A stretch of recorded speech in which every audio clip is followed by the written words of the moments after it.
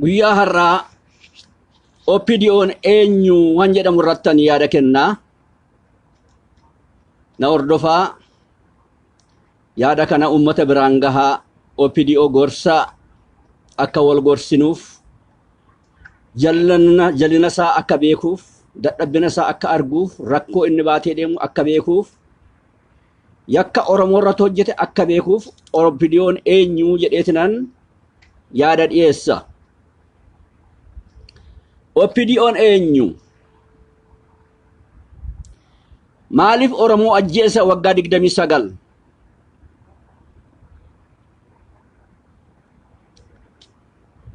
OPDO'n kaayyoo bilisummaa baatee hin alanne, qabsoo keessatti hin alanne, Oromiyaa keessatti hin alanne, biyya Tigraay gammoojjii Daddabit jedhamutti dhalate. Siidaan wayyaanee dhaabeef hamma yoonaa jira. Maqaa isaa irratti barreessee OPDO jedhee siidaa dhaabeeraafi. OPDO'n kanaaf kaayyoo Oromoo hin qabu. Yaada Oromoo hin qabu. Abjuu Oromoo hin qabu.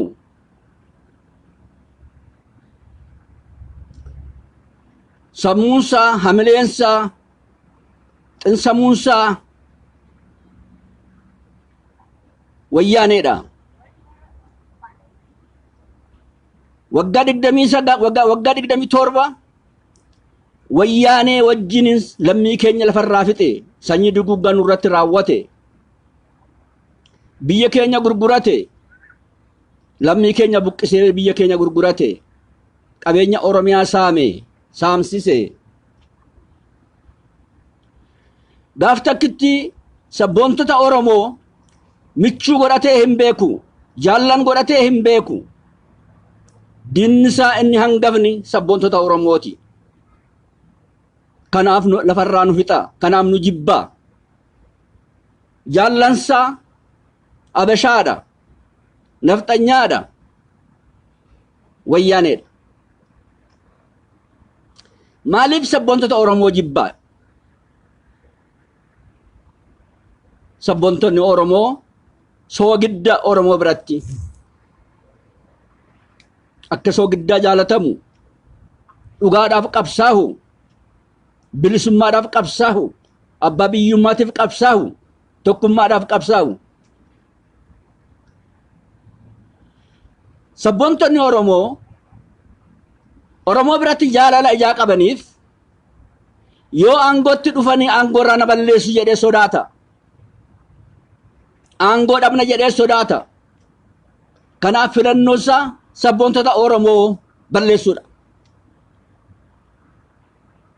Waggaa 29 kunoo amma sanyii duguuggaa nurratti raawwata.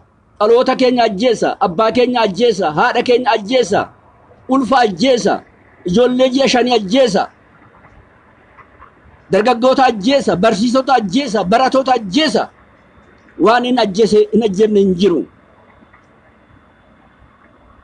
Tokkummaa ajjeesa, bilisummaa ajjeesa, Oromiyaa ajjeesa, Oromummaa ajjeesa.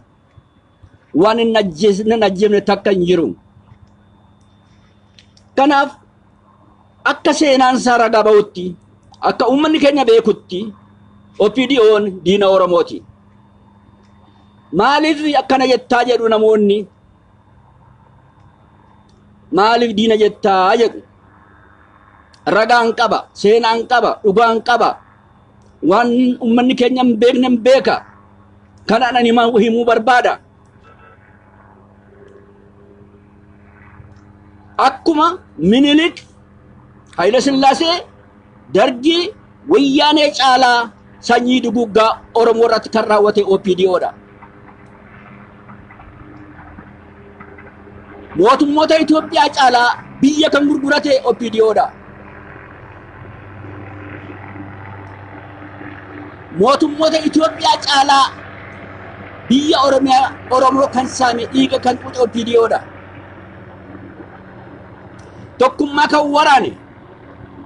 qabsoo bilisummaa kan waraane OPDOdha. Mootummoota Itoophiyaa caalaa kanaafan diina Oromooti jedha. Habashoonni diina alaati. OPDO'n diina dhiiga keessaati. Kana beekaa. OPDO'n Oromoodha ofiin jedha. OPDO'n Oromoo miti. Maqaansaa Oromoodha, keessisaa bineensa, alagaadha, abashaadha, wayyaaneedha. Ragaa isinii kennaa dhaggeeffadha. Ani soban dubbadhu jibba hin qabu isaanirraa. Kaayyoo isaanii hojjaa isaanirraa hin jibba qaba. Kanaadhaan lammiin keenya, uummanni keenya akka beekun yaada kana kennaa. Oromoo ta'uun maqaa miti.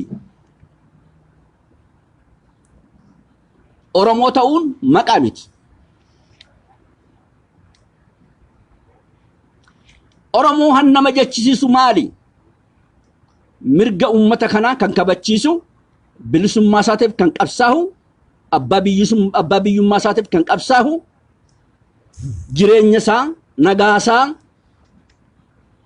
kan hojjetu, Oromoo ta'ee Oromoo han eegu, Oromummaa guddisuudhaaf namni carraaqu, namni qabsaahu Oromoodha. OPDO'n faallaa kana dhaabbateera. Oromummaa balleessuuf qabsaaha. Ragaa miidiyaa Abashaa irratti gadi baheera. Oromummaa balleessuuf, sabboonummaa balleessuuf, tokkummaa diigee balleessuuf, abbaa biyyummaa gaafii abbaa biyyummaa Oromoo balleessuuf Abashoota wajjin qabsaa amma. Kanaaf diina Oromooti. Namni diina isaa hin beekne wajjin hin foollee sirbaa. Wajjin hin maabara dhugaa. Michuu godhata diggisee waama. Namni sanyoo niitii isaa hin beekne maal godha? Wajjin hin sirba. Wajjin hin michuu godhata. Guyyaa ayyaanaa waameetidha, diggisii waameetidha mana isaatti laataafi. Namni hin dammaqne diina isaa michuu godhata akka Oromoo. Waggaa 29 odoo walirraan kutiin sanyii duguggaa nurratti otoo raawwatu uummanni Oromoo walakkaansaa jechuu danda'a. Ani hin beeku, lakkoofsan qabu. Akkuma isin beektan, akkuma lafni beeku, akkuma seenaan beeku. Ijoollee abbaa gadaa jedheetidha. OPDO'dhaaf harka dhaane, lafa dhiite, dibbee rukute, faaggaa afuufe, jala kaate.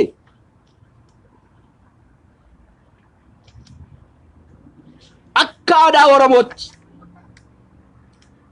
akkuma seenaa ilmoo namaatti, sabni tokko namni tokko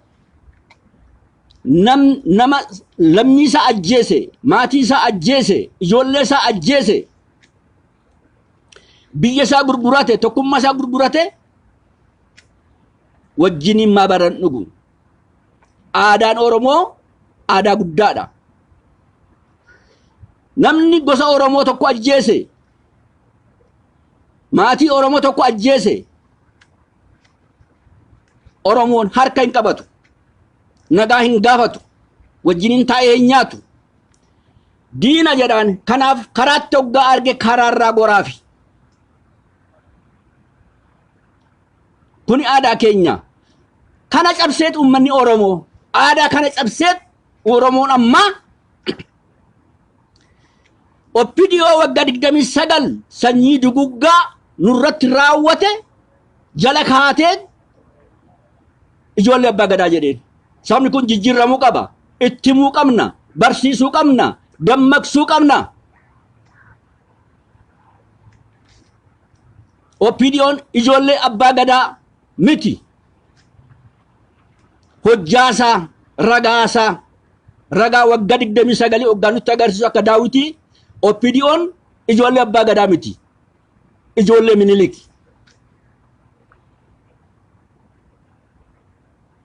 killee wayyaaneeti.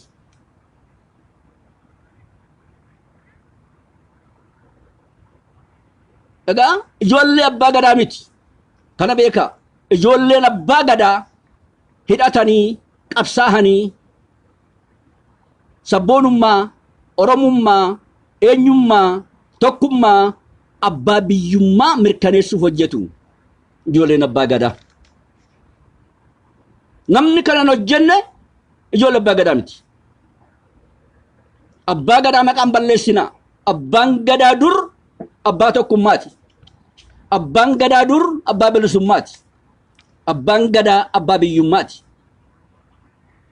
Abbaan gadaa abbaa eenyummaati. Abbaan gadaa kabaja Oromooti. Daawwitii Oromooti. Addunyaa Oromooti abbaan gadaa dur. Akka dhagaan agarsiisutti opiniyoon abbaa gadaa miti. Abbaa gadaan jedhiinaa. Lammata arrabni keessa abbaa gadaan jedhiidhaa. Ijoollee Minilik jedha waamaa.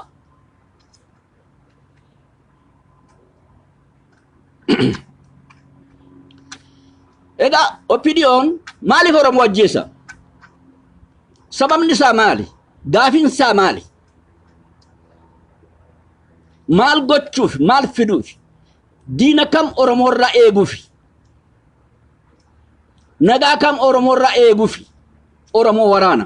Hubadhaa, dhaggeeffadhaa, seenaa kana walii dabarsaa, wal barsiisaa, maatii keessan barsiisaa, lammii keessan barsiisaa, Oromoo hundumaa barsiisaa. Oromoo opiniyoon kan Oromoo barsiisuuf, kan Oromoo ajjeesuuf sabboontota kan jedhan balleessuufi. Qabsaa'ota kan jedhan balleessuufi. Waraana adda bilisummaa Oromoo balleessuufi. Oromoo qullaatti hambisee abbaa biyyaa ta'ee jiraachuufi. Kanaaf nu waraana. Kanaaf saba keenya waraana. Kanaaf ijoollee keenya fixa. Kanaaf opiniyoon diina Oromooti. Namni bilisummaa waraanu, namni tokkummaa waraanu, namni abbaa biyyummaa waraanu, namni sabboonummaa waraanu, namni dhaloota ajjeesu barabaraan diina dhugaa, diina lafee, diina dhiigaa, diina seenaati. Ummata Oromoo hubadhaa. Kun hojjaa isaati. Waan ani dubbadhu kana keessa sobni tokko hoo jiraata harka koo muraa, arraba koo muraa. Waan akkana dhiyeessuuf opiniyoon obbaruu qaba. Maal akka hojjetu, maal akka yaadu obbaruu qaba.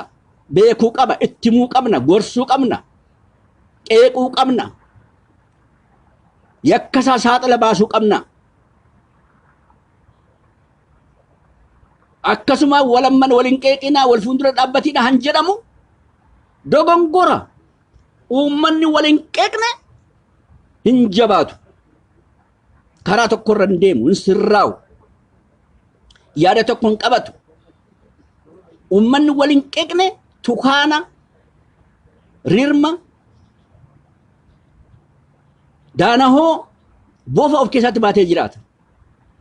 Yoo walitti himuu baate, dadhabbii ofii, rakkoo ofii of keessatti himuu baate. Oromoon ifa bahee wal qeequu qaba. Akkuma kanaan dura isinitti himetti qeeqni maqaa lama qaba. Tokko kan nama ijaaru, kan nama gorsu, kan nama barsiisu, kan nama guddisu, kan jaalala uumuudha tokko. Inni kaanoo kan nama diigu, hamlee namaa, hamlee uummataa kan ajjeesu, farra uummataa, farra tokkummaa, farra bilisummaati. Qeeqni inni kaan neegatiif poozitiif jedhama afaan Ingiliffaati. Kanaaf Oromoon wal qeequu qaba. Qeeqa jechaan wal barsiisuu, wal gorsuu, wal sirreessuu jechuudha. Qeeqni dhugaa. Akkanumatti galabaa baannee sabboontota keenya hoo jenne. Hattuu baannee sabboontota keenya hoo jenne. Diigduu baannee sabboontota keenya hoo jenne. diina baannee sabboontota keenya hoo jenne maal taana akka soogidda bishaan seenee nyaatamne dhumna jecha saaxila baasuu qabna hattuudhaan hattuu gantuudhaan gantuu diinaan diina dadhabduudhaan dadhabduu naafaan naafa gosooftuudhaan gosooftuu gandooftuudhaan gondooftuu goolessituudhaan goolessituu baandaadhaan baandaa jennee ittimnee barsiisuu qabna sirreessuu qabna saba keenya.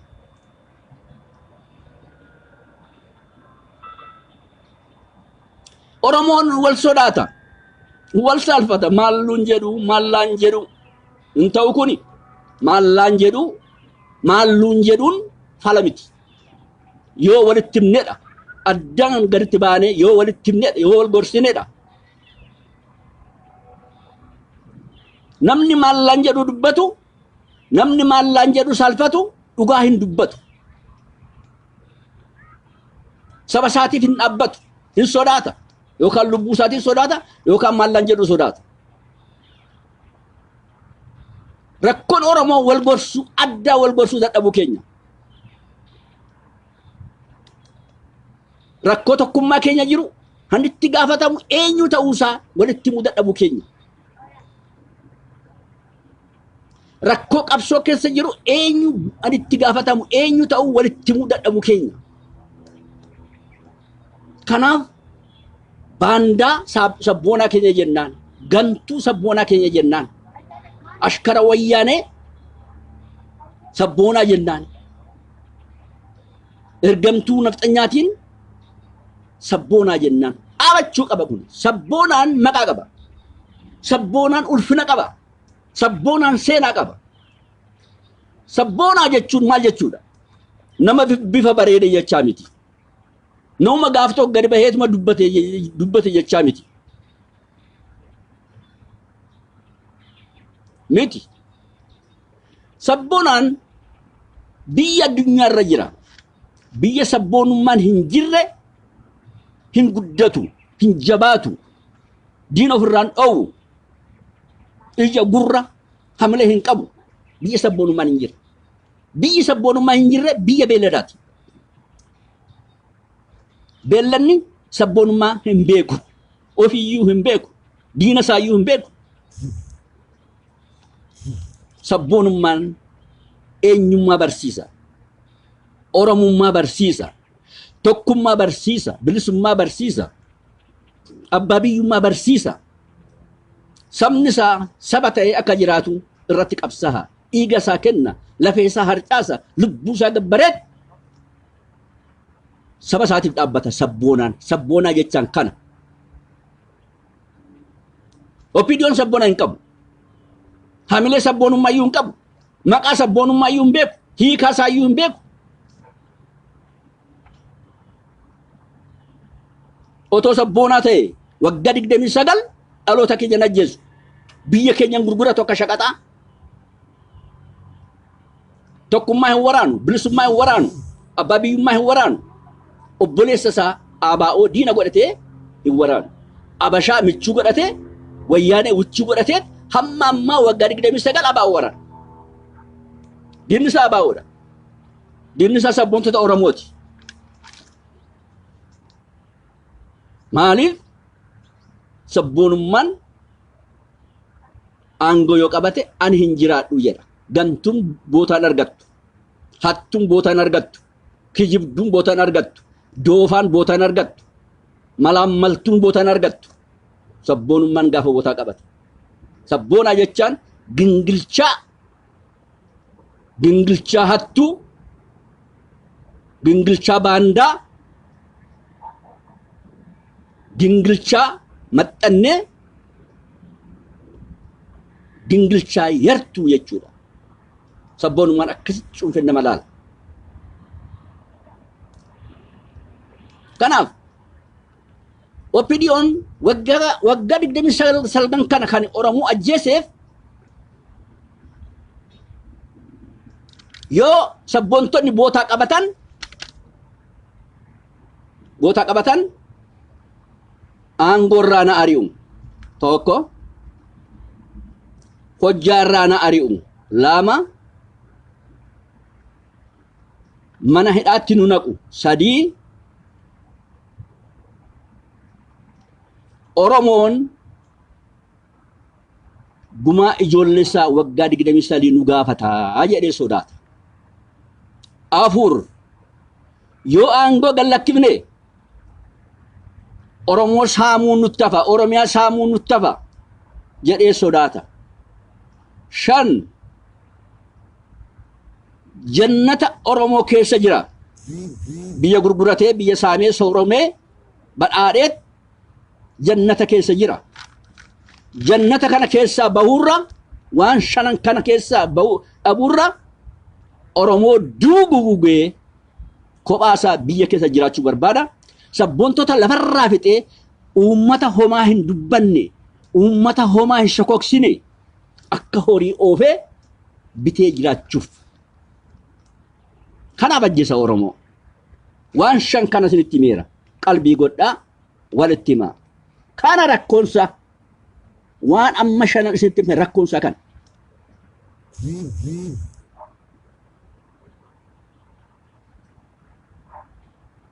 Opinion barakana duucha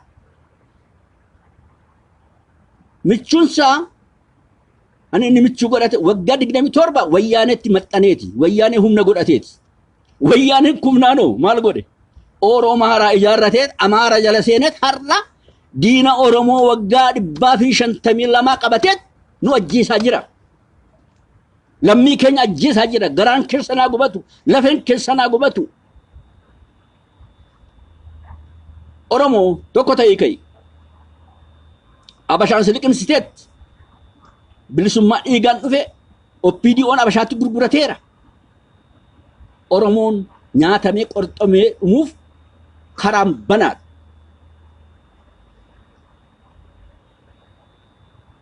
karaan banaadha tokkoon nyaatee fixan Abashaan tokkoon inni amma Wallagga waraanaa jiru Abashaan mootummaa Abashaatu kana godha Wallagga gaafa cabsee dhufe raawwatee isa dhufa Jimma seena Jimma caccabsa Boorana caccabsa Gujii caccabsa Arangee caccabsa Arsii caccabsa Baale caccabsa Shawaa caccabsa Empire Minilik deebisee ijaarrata jecha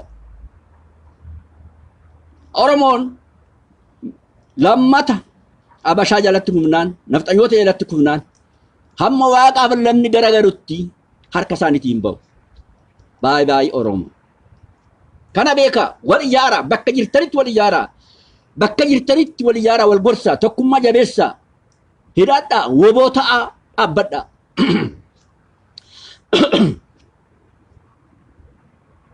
woboo ta'a qabsaa woboodhaaf bosona ta'a galaa ta'a ija ta'a gurra ta'a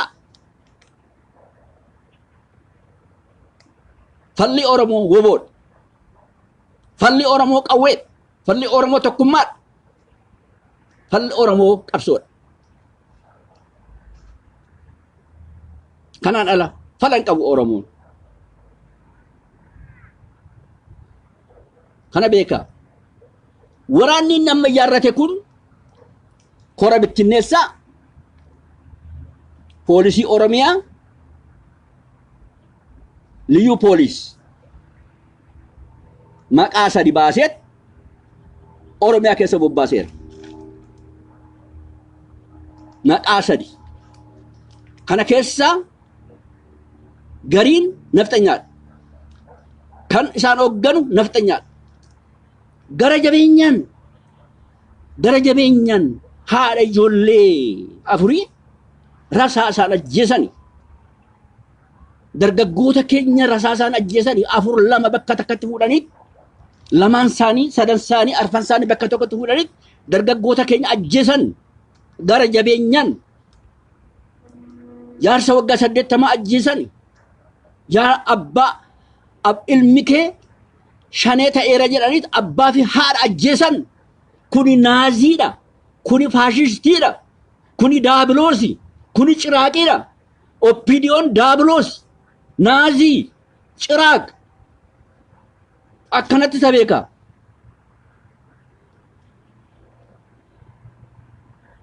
akkanatti sabeeka oppidiyo nagaan gaafatina harkan qabatina wajjinin teessanii nyaatina wajjinin teessanii dhugina akka diina karaarra goraafi diinummaa nafxanyootaa caala baatee kan deemu oppidiyoon mootummoota Itoophiyaa caala kan Oromoo barbadeessu oppidiyoon gosaan addaan nu diige gandaan nu diige amantiidhaan nu diige siyaasaadhaan nu diige qeerroo bakka lamatti addaan baase lafa kenneet mindaa kenneet ganzaba kenneet qeerroo addaan baase Haacaaluu Hundeessaa ija qabsoo Oromoo Caalaa Bultumeefaa lafa itti kennaniit afaan isaanii ziippiidhaan hidhanii akkan dubbanna waa'ee Oromoo zim akkanatti Oromoo qabsaa'ota ciccimoo ta'an afaan isaanii hidhanii tokkummaa diiganii mootummoota Itoophiyaa caalaa mootummoota Itoophiyaa arfan darban caalaa kan Oromoo waraanaa jiru kan Oromoo wal waraansisaa jiru oppidiyoon diina dhiiga keessa diina lafee keessa diina seenaa diina dhugaa wal waraansifne minilik malee Haayila Sillaaseen dargiin waraane wayyaaneen kallattiidhaan goraa baasanii Oromoo walitti hin dulchifne kallattiidhaan addaan baase amma kunoo poolisii Oromiyaa kora bittinneessaa liyyuu poolisii jedhee ijaarratee boodigaardii ijaarratee Oromootti bobbaaseet hidhachiiseet Oromoo akka ajjeesu godhaa jira mootummoonni Itoophiyaa kanan goone minilik malee minilik gobana daacee ijaareet hidhachiiseet Oromootti dulchiseet Oromoo rukuchiise oppidiyoon gobana daacee lammaffaadha gobana caalu gobana gurmaahe gobana hidhate gobana nafxanyaadhaan gorsamu diina keessan beekaa ilmaan Oromoo oppidiyoo ati diina Oromoo ta'uu kee beeki hojjaa keetu ragaadha kaayyoo keetu ragaadha waan ati hojjettutu ragaadha waan ati yaaddutti ragaadha gaaf takkitti nagaa Oromootiif yaaddee hin beeku tokkummaa Oromoo bilisummaa Oromoo abbaa biyyummaa Oromootiif yaaddee qabsooftee hin beektu gaaf takkitti diinatti dhagaa darbattee qabsooftee hin beektu gaaf takkitti afaanumaanillee gadi baafattee waa'ee bilisummaa dubbattee hin beektu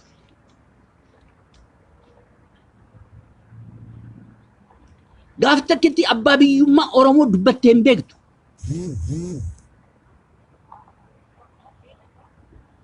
kanaaf wayyaanee irraa nafxanya irraa garaagarummaa takkitti hin qabdu kana beeki kana ta'uu kee of beeki of sirreessi barri hin darba waaqaaf lafatu hin darbu mootummaan Haayila Sillaasee mootummaan Dargii mootummaan wayyaanee mootummaan Ziyaad Baaree mootummaan biyya addunyaarra jiran hundumtuu darbaniiru mootummoon hundumtuu darbaniiru hanin dabarre uummata oppidiyoo yartuun gamtuun sobduun kijibduun akka galabaa baddi gaafa ummanni keenya akka galaanaa garagaree ka'e akka galabaa baddi galabaan bubbeen galabaa ariyaa galabaan bubbee jala kaatee bada harca'ee bittime bada akkasitti badda bubbeen Oromoodha hobomboleettiin Oromoodha humna Oromooti hobomboleettiin sitti ka'a sitti dhufa hin oolu kun guyyaa eegganna akka galabaasi bittinsa harcaatee bittintee badda galabaa uummata keessatti Oromoo dhalatte cumaa Oromoo aramaa Oromoo aramaa qamadii nyaatee fixi aramaa qamadii mishingaa nyaatee fixi aramaa boqqolloo nyaatee fixi aramaa baaqelaa atara misira nyaatee fixe qabeenya Oromoo nyaatee fixe diina Oromooti ati obbari of jijjiiri kun mana barumsa keeti si barsiisu kooti mana barumsaati yoo dhaggeeffatte opinion yoo gorsan fudhatu yoo itti manin dhaga'u yoo qeeqan nama arrabsa nama isa qeeqa qawwee fudhatee dhaqee ajjeesa maaliif sammuunsa sammuu wayyaaneeti sammuunsa sammuu nafxanyaati sammuunsa jaamaadha garbummaa waggaa 27 jaameera saayikooloojiinsaa jaameera xinsamuunsaa jaameera hamileensaa jaameera sammuunsaa jaameera gabrummaadha namni gaaf tokko wayyaanee wajjinii oole akka namatti yaadu akka beelladaa yaada maaliif sammuun hamileen xinsamuutu gabroomaa jecha namni garba ta'e akkuma gooftaansa abboometti yaada sabboottu Oromoo Wallaggaa tokko waan jette yaaddadha namni kubbaayyaa opinion dhugetti dhuge akka namaa hin yaadu jette kuni dhugaadha opinion wal qabatee harre kan ta'e kubbaayyaa tokkotu walirraa dhugeeti kubbaayyaa sun eenyutu qopheesseefi wayyaane qopheesseefi wayyaane kubbaayyaa summii qabu kubbaayyaa Oromummaa jibbisiisu kubbaayyaa sabboontota jibbisiisu kubbaayyaa summii tokkummaa jibbisiisu abbaa biyyummaa jibbisiisu wayyaanetu kenneefi isaan dhuganiit summaahaniit sammuu isaanii jaameet biyya isaanii jibban dhaloota isaanii jibban diina godhatan torban darbee TV keessatti waan arge jira waan numti keenya argina jira waraanni boodii gaardii inni ijaarrate dullaa hamma zana hamma mukatumaa mooyyee gahu qabateet Oromoota baqatan akka harreetti rukute zana hamma zana dullaan sun gara jabeenyi sun maal inni Oromoo miti Oromoon namasaa lammiisaa sabasaa akkasitti hirrukutu akkasitti hirrukute dhiigatu dhangala'aa oola imimmaantu dhangala'aa oola lubbuutu darbaa oola guyyaa guyyaadhaan kana kan godhu opiniyoodha kanaaf opiniyoon diina Oromooti diina waggaa 29 diina gaaf tokko miti diina gaaf lamaa miti diina kaleessaa diina har'aa miti diina waggaa 29 the dangerous enemy of Oromo people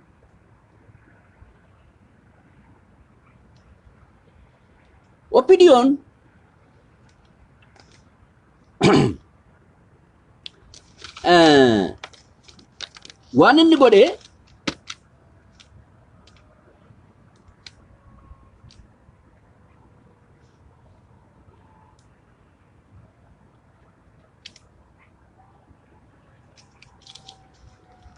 waan inni godhe kana qofaa miti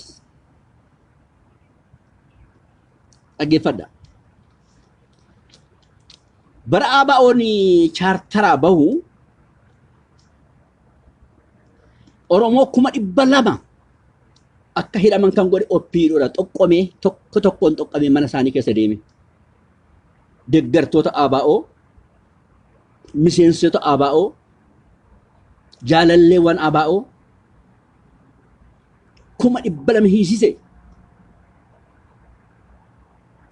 gariin lafarraa ficcisiise jimlaadhaan ajjeesise opiniyoon otoo jiraachuu baate wayyaaneen ija gurra Oromiyaa keessatti hin qabdu Oromoon sabboonaa ta'uu qabsaa'aa ta'uu Oromoon nama biraa ta'uu hin beektu addaan footee hin beektu isatu fuudhee agarsiise akka hoolaa qalchiise saba keenya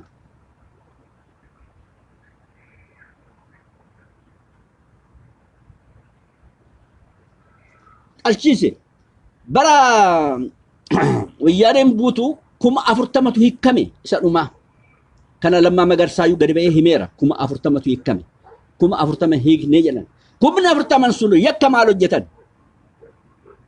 Oromoo irratti bilisummaa irratti tokkummaa irratti abbaa biyyummaa irratti Oromummaa irratti yakka maal hojjetan yakka takka ittiin hojjennu yakki isaanii OPDOdhaaf bitamuu diduu isaaniiti miseensa OPDO ta'uu diduu isaaniiti jala deemtuu OPDO ta'uu isaanii diduu isaaniiti bilisummaadhaaf qabsaa'uu isaaniiti jaalala Oromiyaa qabaachuu isaaniitu yakka ta'een Oromoo kuma 40 waggaa 20 kan hidhame jira 25 kan hidhame jira 19 kan hidhame jira 15 kan hidhame jira 10 kan hidhame jira 57 kan hidhame jira kan duucha mana hidhaatti ukkaamsee fixe OPDO'n kanadha ijoollee abbaa gadaati jedha uummanni Oromoo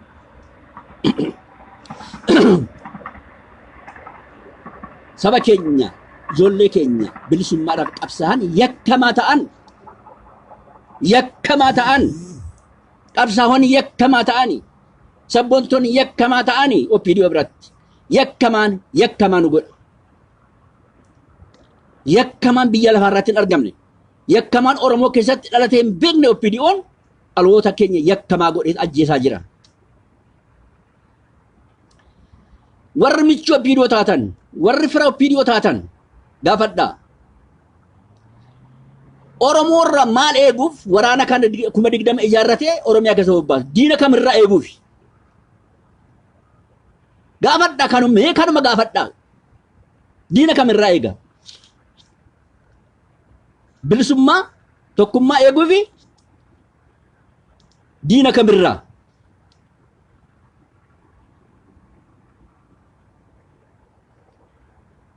gaafadhaa mee kana gaafadhaa deebii isaa argattu jecha ofuma keessanuu of gaafadhaa waan inni Oromoo ajjeesuuf isinii galaa jecha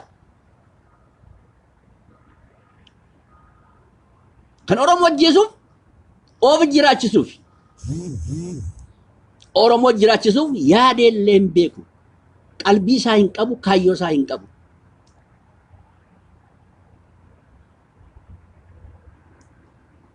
OPDO'n Oromoodhaaf yaada hin beeku tokkummaadhaaf yaada hin beeku bilisummaadhaaf yaada hin beeku abbaa biyyummaatiif yaada hin beeku OPDO'n kaayyoonsa hanga har'aatti akka agarrutti ragaa akka qabnutti kaayyoonsa kaayyoo wayyaaneeti kaayyoo nafxanyaati kanaaf Oromoo ajjeesa kanaaf sabboontota keenya lafarraa balleessuu ajjeesa duulli inni godhaa jiru amma diina Oromoorraa eeguu miti sabboontota balleessuuf Oromoo cabsuuf wayya Abashaa jalatti akka bulu godhuuf seenaa nama isaa keessatti seenaa waggaa 29 keessatti Oromoon baha iya kaaba kibbatti oggaa rukutamu oggaa ajjeefamu oggaa jedhu gaaf tokko birmateef hin beeku kana ummata Oromooti ragaan kana seenaa isaati ragaan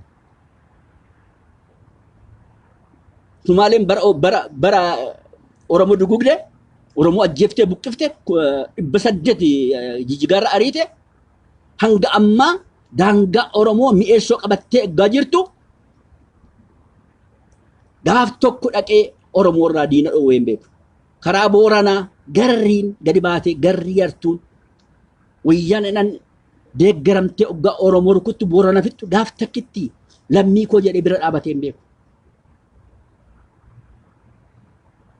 karrayyuun oggaa rukutamu wallo oggaa rukutamu wallo biyya dhiiraa wallo gargaarsatu argate Oromiyaa bilisummaa baasa wallo goota kutataadha ummata madaa'eedha ummanni jireenyi isaa lafeensa saayikooloojiin isaa xinsamuun isaa ummata madaa'eedha waggaa dheeraa madaa'eedha sanyii duguggan irratti raawwate kanaaf kutataa ta'e wallo kutataa humna isa gargaaru otoo jiraate wallo Oromiyaa bilisummaa baasa. Wallo biyyi keenya nurraa kutamee Amaara jalatti akka bulu kan godhe OPDOdha farramee. Boorana kutee garreedhaan kan kenne OPDOdha. Kaaba Oromiyaa kutee Amaaraaf kan kenne OPDOdha. OPDOn diina Oromiyaati. Diina ummata odoon ta'in diina Oromiyaati. Daangaa keenya kutee kenne dhala keenya lammii keenya alagaa jalatti akka bulan godhe. OPDO yartuudha. Gantuudha. Hin amaniina hin deeggariina. Hin deeggariina. Kuni dhugaadha. Soba miti.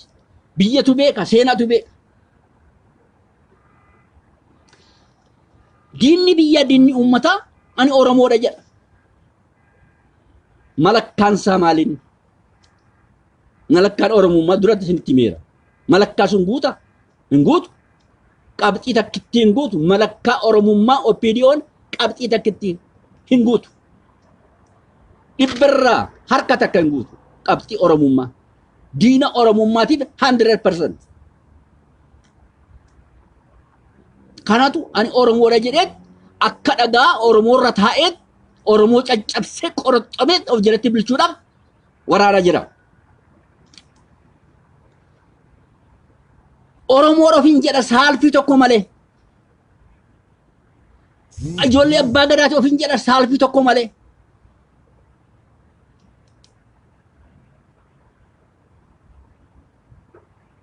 Ani ilma Oromooti jedheera. Ani ilma Oromooti. Dhiigni koo, lafeen koo, yaanni koo, kaayyoon koo Oromoodha. Namni kana hin qabne Oromoo miti. OPDO'n Oromoo miti. Maqaa isaati Oromoodha. Gagurri isaa diina. Abashaadha. Wayyaaneedha. Oromummaa isaa nutti haa uumee gadi bahee. Maal godhe Oromoodhaaf? Waggaa 29 kana keessatti Oromoodha waan inni godhe mee nutti himaa. Gaafadhaa.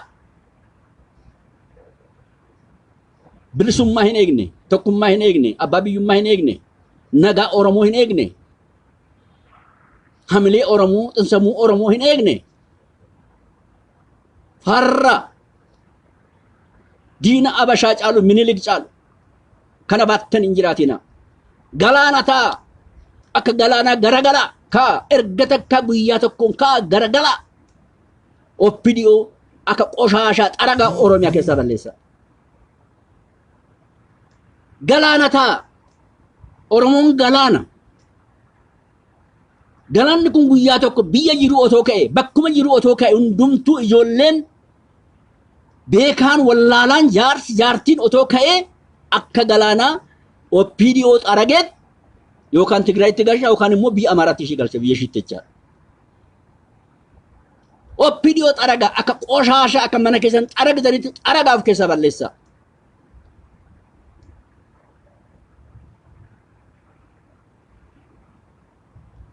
Oromoon maaliif OPDO baatee jiraata? Waggaa kana guutuu hidhamee ajjeefamee lammiinsaa, ijoolleensaa, maatiinsaa, beektonni isaa, hayyoonni isaa waggaa lafarraa dhuman sabni kun maaliif OPDO baatee jiraata?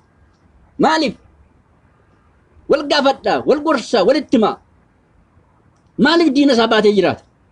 Diina dhiiga keessaa, diina lafee keessaa maaliif baatee jiraata? Egaa murtii kan itti kenninu uummata Oromooti.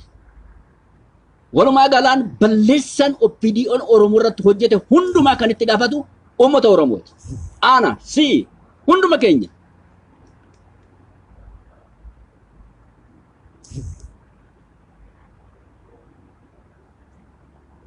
Hunduma keenya uummata Oromoo gorsaa. Maatii keessan gorsaa. Yaada kana ittima hunduma keessan gorsaa saba keenya. Oromoon Oromoo ta'ee dhaabbachuu qaba. Oromoon murteessaa diina ofirraa dhoowwu ta'ee dhaabbachuu qaba. Oromoon tokkummaa jabeessee kabajamee sodaatamee jiraachuu qaba. hidhatee abbaa irree ta'uu qaba. Hidhannoon fala, tokkummaan fala, qabsoon fala. Kanaan ala hiikan Oromoo hin jiru, tokkittiin hin jiru. Hin jiru. Of keessaa balleessaa akkuma dheengaddatin itti himeti daanaa hoo tokkummaa nyaatu. Dirma mana Oromoo nyaatee jigsu. Boba Oromoo bobaa jala taa'ee guyyaa guyyaadhaan hiddaa oolu. Ibiddaan gubaa balleessaa. Yoo kana ta'uu baate ummanni Oromoo gubatee bada. Hiddamee bada. Lafarraa dhuma. Caccabee Abashaa jalatti.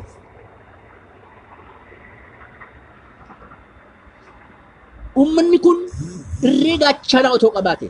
Ummanni ummata walii galu, ummata afaan tokko dubbatu, ummata tokkummaa irree leencaa qabu otoo ta'ee namni balbala isaa seenee ijoollee isaa ajjeesu hin jiru, jaarsa isaa ajjeesu hin jiru, beekaa isaa ajjeesu hin jiru, ulfa ji'a 9 kan ajjeesu hin jiru, haadha maatii 4 kan ajjeesu hin jiru, beektoota keenya kan ajjeesu hin jiru, hayyoota keenya kan ajjeesu hin jiru. Odoo Oromoon tokkummaa qabaate. Tokkummaa jechuun maal jechuudha?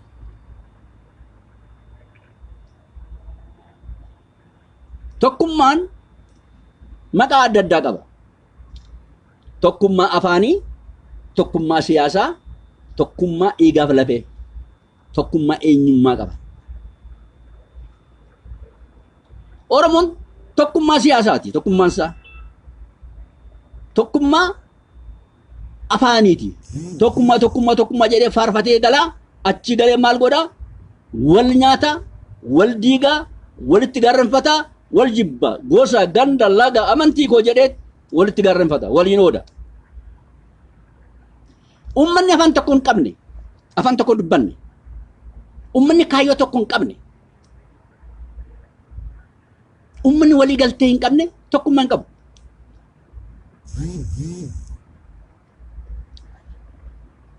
Caasaan tokkummaa inni duraa walii galuudha.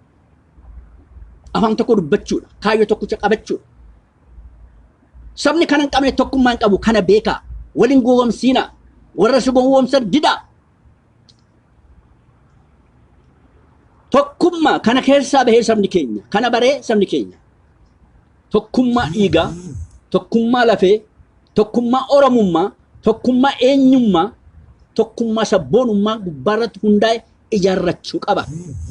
Gaafas kabajamee sodaatamee jiraata sabni bal'aan. Kana barsiisa.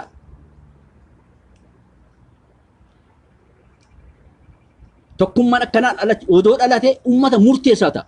Murteessaa jecha maaliin sootala godhee addaan kutee waan tokko murtii kennu jecha. Murtii kenna gaafas. Waanuma isaan taane irratti murtii kenna. Addaan hin faca'u, yaadni isaa addaan hin faca'u, qalbii isaa addaan hin faca'u, kaayyoon isaa addaan hin faca'u. Uummata murteessaan afaan tokko dubbata. Kaayyoo tokko qaba. Kana ta'uu qabna. Sabni keenya akkas ta'uu qaba. Waggaa meeqa erga mootummaan gadaa jigee as Oromoon tokkummaa eenyummaa Oromummaa abbaa biyyummaa irratti hundaa'e argatee hin beeku. Mootummaan gadaa, abbaan muudaa hayyoota Oromooti. Abbaa tokkummaati, abbaa biyyaati. Amma kana hin qabnu. Abbaan gadaa warri jennu amma maali? Oppiidiyoodha. Gariin isaanii oppiidiyoodha. Gariin isaanii oppiidiyoodha. Maal godhan abbaan gadaa? Gadi bahanii oppiidiyoo waraana Oromiyaa keessa baasee ijoollee keenya fixu baha hin dhumna malee nu keessaa baha jedhanii beeku. Nu keessaa baasa jedhanii gadi bahanii waraana fuuldura dhaabbatanii nu fixaa malee baha biyya keenya jedhanii beeku. Jedhanii beeku. Warri abbaa gadaa jedhaman miindoftoonni oppiidiyoo woboo hidhannoo hiiksisuuf Jawaar Muhammad wajjiniin jaarsummaa gadi yaa'ani. Jaarsummaa bahan. Namni qawwee qawwee isaa hiikkate harka qullaasaa taa'u tiitiisa tuttaasaa. Tiitiisa tuttaasaa. Namnumti sammuu fayyaa qabu qawwee saba isaatiin lammii isaatiin qawwee hiikkadhu jedhu maali? Qawwee hiikkadhu kan jedhu maali? Yoo sammuun isaa sammuu diinaa ta'e, sammuun isaa sammuu faltii yoo ta'e malee waraana isaatiin qawwee hiikkadhu kan jedhu maali? Qawwee hiikkadhu jedhanii woboodhaan qawwee hiikkadhu jedhanii jaarsummaa bahanii warra abbaa gadaa wal ijaaraniiti. Abbaan gadaa Oromoo hidhachisa malee hin hiikkachiisu. Abbaan gadaa dura akkasii. Kanaaf Oromoon kabajameet Oromoo is the lion of East Africa jedhamee seenaa isaa keessatti barraa'eera. Oromoo is the lion of North East Africa. Maqaa kana qaba sabni kun. Oromoo afaan Oromootiin Oromoo leenca bahaa fi kaaba Afrikaa jedhee barraa'eera seenaan isaa. Yeroo baay'ee gadi baaseera kan. Uummanni kun diigamee har'a adurree ta'e. Adurree kanuu ofirraan dhoowwine ta'e. Abbaan gadaa nama jaalan deemtu. Abbaan gadaa seenaan isaa kabajamaadha. Abbaan gadaa Daawitii Oromooti. Kunoo adda koo irratti odaa qabadheera. Odaan Oromoo abbaa gadaati. Abbaa gadaa iyyuu gorsaa. Warra miseensa OPDO ta'anii Oromoo nyaatan gorsaa. OPDO'n waan ishiin hin quwwamsine hin jirtu. Lafa Oromoo fuutee kenniteet Oromoo miseensa godhatti. Hojjaa kenniteet miseensa godhatti.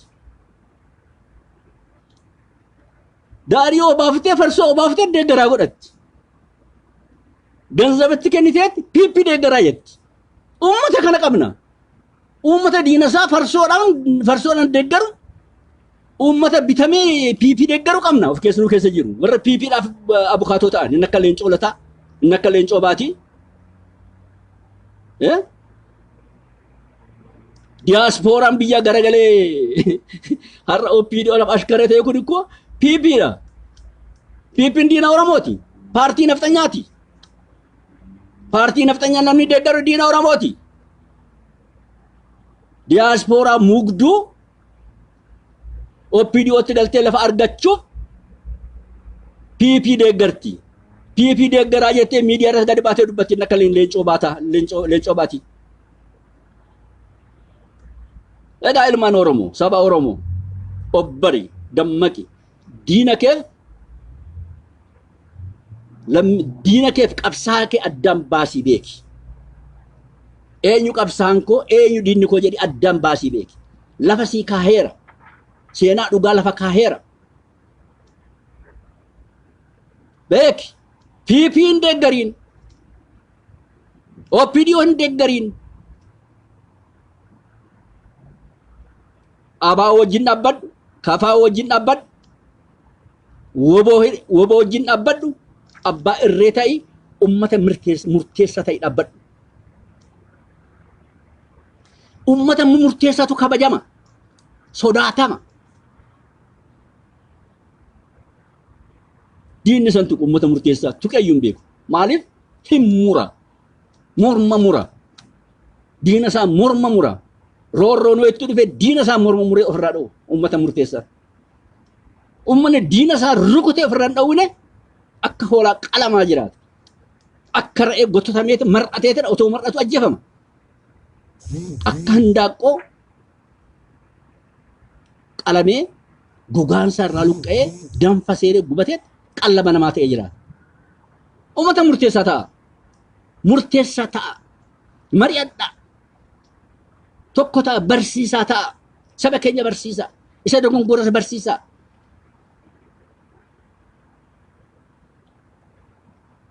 Leencoo lataa keessattuu waan ani irratti ragaa qabu. Namni guddaan kun, namni seenaa guddaa qabu kun, namni qabsoo Oromoo keessatti maqaa qabu kun gaddeebi'ee OPDO'tti galee. Oromoon OPDO'tti galee warri sabboontoota ofiin jedhanii waaman sun sabboonaa miti. Namnumti diina isaatti galu sabboonaa miti. Namni diina isaatti ashkara ta'u sabboonaa miti. Sabboonaa miti. Sabboonaan biyyee nyaata gubatee daaraa ta'a malee diina isaatti harka hin kennatu, diina isaatti kooluu hin galu, diina isaatti ashkara hin ta'u. Kanaaf warri OPDOtti galan diyaaspooraan OPDOtti galte tokkittiin sabboonaa miti kana beekaa. Sabboonaan jedhina.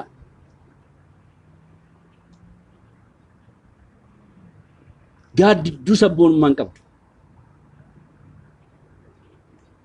Fakkeenyaaf Daawit Ibsaa akka seenaan isaa himutti akka uummanni Oromoo isa beekutti sabboonaa isa dhugaa. Albuuda Oromoo kutataa murataa han dubatti hin deebine summii dhugee han hin baqanne beela hee dheebotee kan hin baqanne diinni dhiiga keessatti duulee waraanee han dadhabe abaa'oo irratti kan du'ee ciniinee abaa'oo qabatee asiin ga'e Daawit Ibsaati. Kana beekaa. Maaliif jibbu? OPDO maaliif jibbu? Ija amanamaa ilma Oromoo ta'eef. OPDO maaliif jibba? Diinni maaliif jibba? Ija amanamaa ilma Oromoo ta'eef. Gantuu odoo ta'ee hin faarsu. Yartuu kan Oromoo gurgurattu odoo ta'ee harka dhaanuufi. Harka dhaanuufi. Amanamaa ilma Oromoo diinni hin jaalatu. Sabboonaa Oromoo diinni hin jaalatu. OPDO'n hin jaalatu. Hin jaalatu. Oromoo diinni jibbu sabboonaa Oromooti. Oromoo diinni jaalatu gantuu Oromooti. Kanaan beekaa waan lamaan. Kan diinni faarsu, kan diinni jaalatu, kan diinni wajjin faarsoodhu, kan diinni wajjin jimaa dheedu sabboonaa miti. Kuni madaala keessanii gabaabbinaan.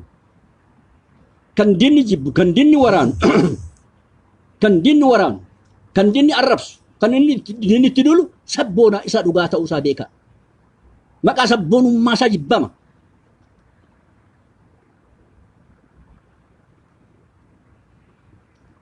Kanaaf uummata Oromoo dammaqii.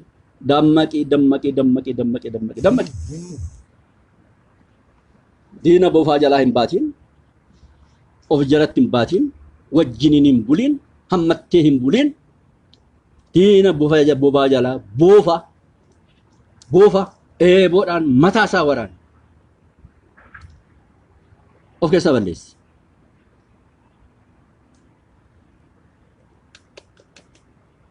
Daawit Ibsaa abaa'oo ciniineetidhaan asiin gahe. Seenaa abaa'oo torban kana keessan dhiyeessa. Abaa'oon eenyu han jedhamu kanarratti akkuma OPDO'n eenyu jedhee seenaa kana dhiyeesse abaa'oon eenyu hanan jedhamu torban kana nan dhiyeessa.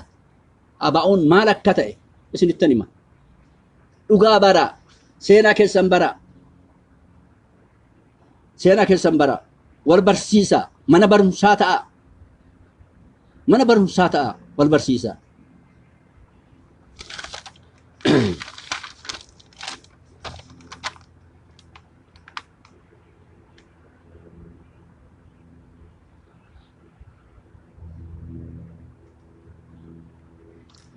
Hiikaan isaa maali?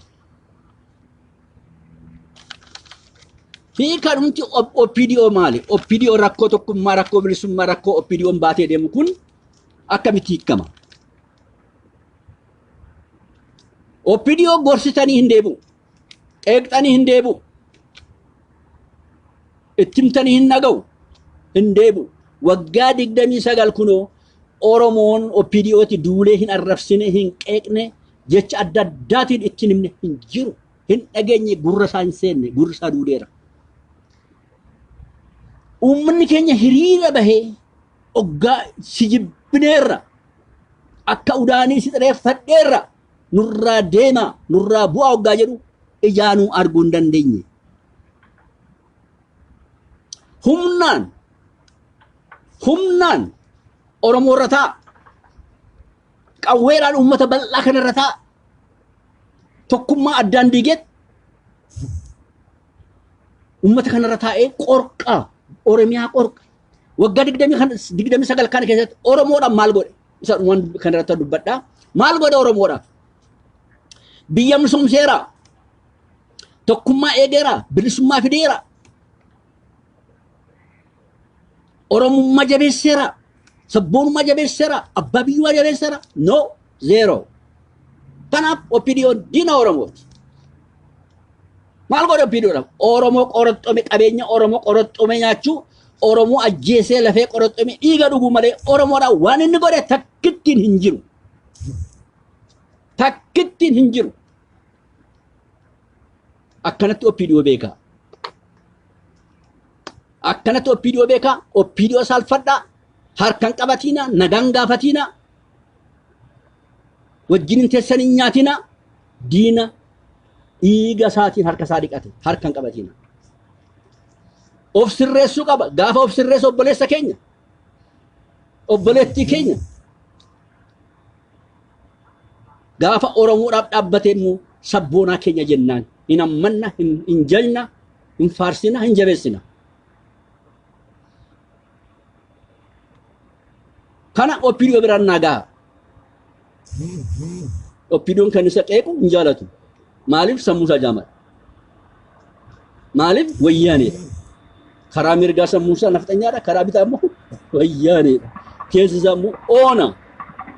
Beekumsa hin qabu, gootummaa hin qabu, sabboonummaa hin qabu, gaagura duwwaa, soobduu, kijibduu, uummata keenya hin dammaqne gowwoomsite aangoo jiraachuuf walii gadi kaachaa oolti. Wayyaaneen industiriyaal paarkii ijaartee biyya ishii misoomsite, karaa neetworkii ijaarte, dirree xiyyaaraa ijaarte, magaalaa gurguddaan Awurooppaa fakkaatu ijaarte. Oromiyaa saamteeti. Opiniyoo galtuun waan takkitti industirii takka Oromiyaa keessatti hin dhabne. Dhageessanii. Lafti karaan biyyattii karaan eeggadha isinitti meeraan deebi'a. Karaan Oromiyaa keessatti hojjetame, manni barumsaa hojjetame, manni yaalaa hojjetame, gargaarsa biyya alaati Itoophiyaadhaan kennamerraa. Arjoomaa fi liqaa biyya alaati kenname Itoophiyaadhaan kennamerraa ijaarame. Opiniyoon uummata keenya gurmeessee, jabeessee, qabeenya Oromiyaatti fayyadamee waan inni hojjete takkittiin hin jiru. Kanaaf opiniyoon harree Oromooti. Harree kanamatti iyyaan ergamtuu hin deeggarina. Ergamtuu jalan kaatina. Seenaa kana uummataaf dabarsaa. Waliin gahaa sheer godhaa. Opiniyoo barsiisaa. Kun mana barumsa opiniyooti. Hin barsiifne ganaa akka dammaqutti akka obbaruutti Oromoo ta'e akka dhaabatu hin gorsina. Akka Oromoo ajjeesuu dhaabu hin gorsina. Kanaaf nagaatti naa oolaa. Nagaatti naa bulaa. Warra biyya buliitti deemaa jirtan waliin nagaa ijoollee keenya, obbolaan keenya, haadhotii keenya baay'een isin jaalladhaa. Seenaa gurguddaan isin dhiyeessa gara fuulduraa. Torban dhufu keessa waa'ee ABO'n dhiyeessaa. Itti aanee waa'ee tokkummaan dhiyeessaa. Akkanumatti tartiibaan yaadaan isin hiraa. Galatoomaa.